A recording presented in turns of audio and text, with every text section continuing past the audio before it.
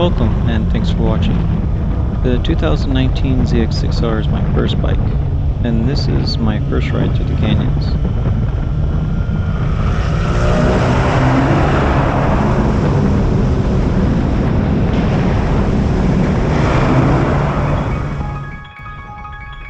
This is not a paid video, rather this video I like to think is sponsored by the Almighty God, who gives salvation at the low cost of nothing. That's right, it's free. Just read Psalm 22 for details.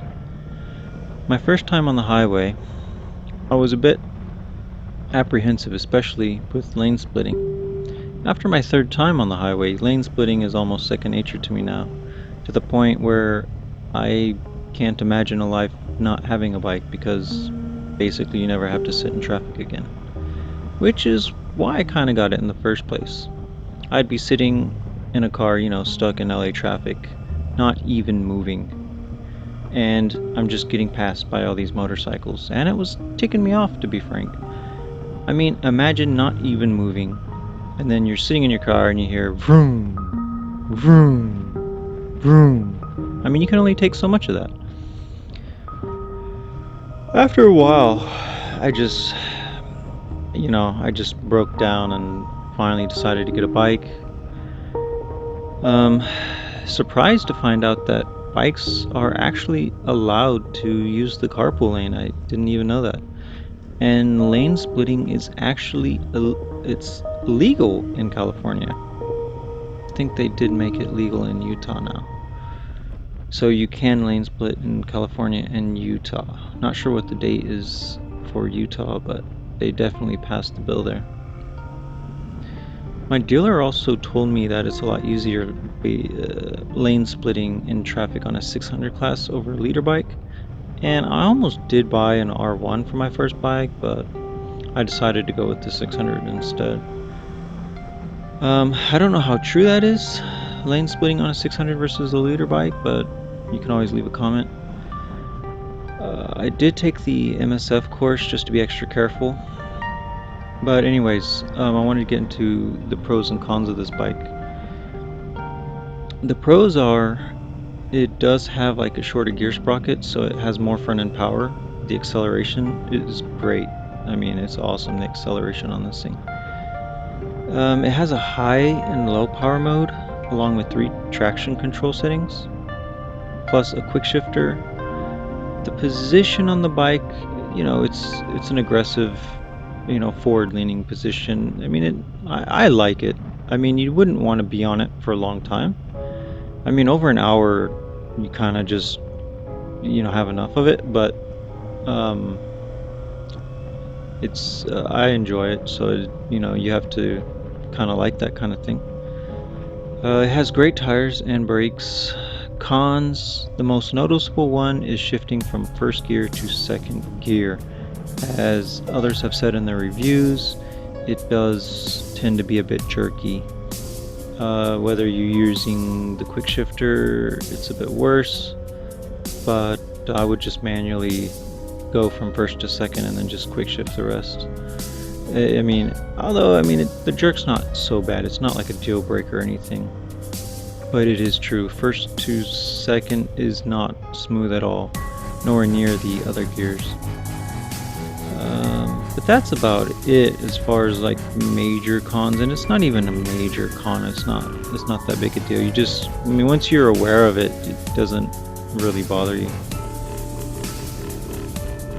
In many comparisons with the R6, actually, I've heard many people prefer this one.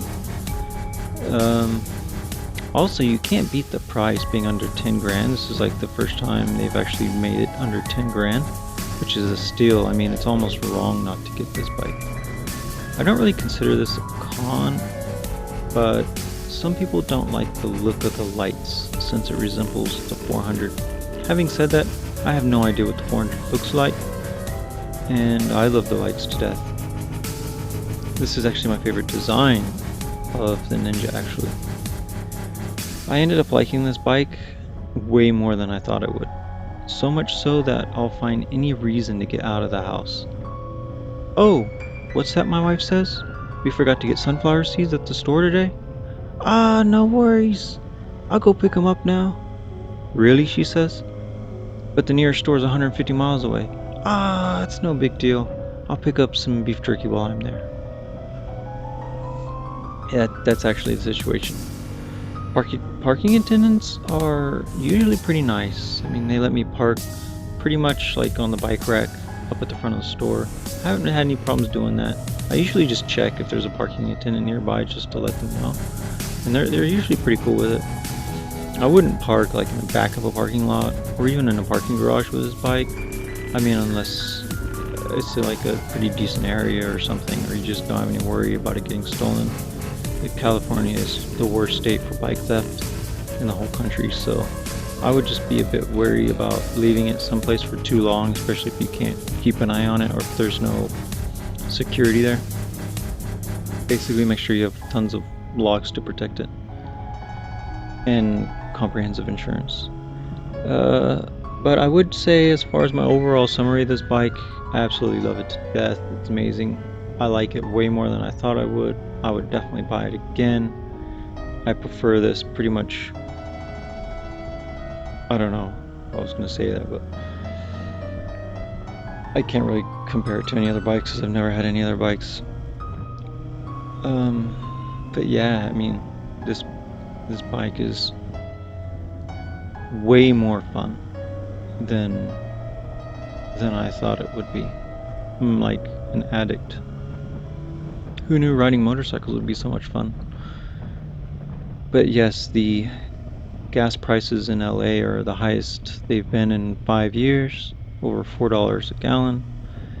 So the pros of having a bike are, low gas mileage, and they're cheaper.